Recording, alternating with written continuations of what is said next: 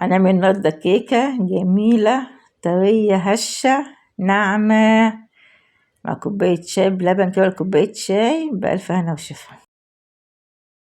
الدقيق كوبايتين دقيق عليهم معلقة بيكنج باودر، بيضتين، معلقة خل، فانيليا، كوباية ونص لبن، كوباية سكر، كوباية إلا ربع سمنة وربع زيت.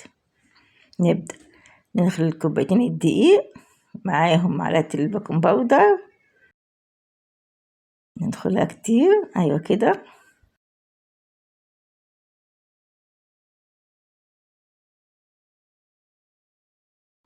كمان مرة عشان ندخل هوا جوا الدقيق عشان تدينا الهشان الجميل بتاعها.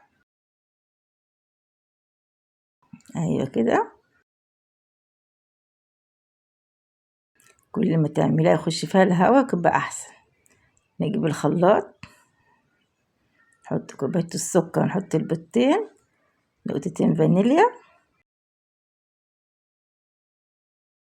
معلقة الخل، نضرب الخلاط، البيض مع السكر مع الفانيليا مع الخل، نحط كوباية ونص لبن، نضرب بقى شوية،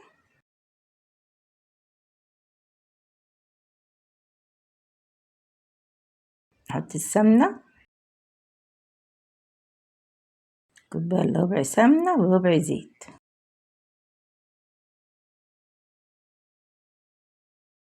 نضرب كويس في الخلاط عشان يخش الهوا فيها قلبيها.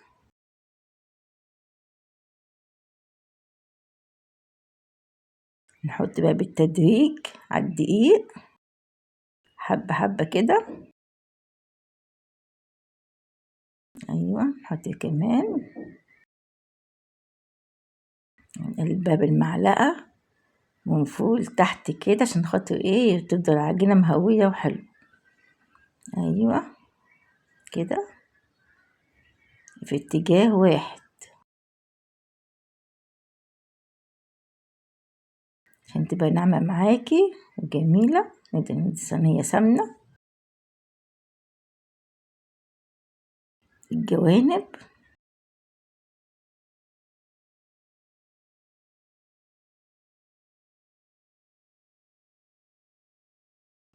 خلاص يبقى كده خلصناها مية مية. نعفرها بقى بشوية دقيق،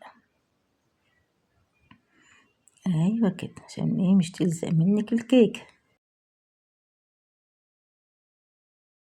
نفضي بقى الخليط بتاعنا، ايوه شوف الخيط عامل ازاي، حاجة كده ما شاء الله تطلع معاكي زي الفل لو مشيت الخطوات بالظبط. تكون الفرن ساخن، ايوه حطيها 30 دقيقة وبص عليها تطلع بالمنظر ده. اللهم بارك، هشة وجميلة وطرية وبألف هنا وشفا، سهلة خالص.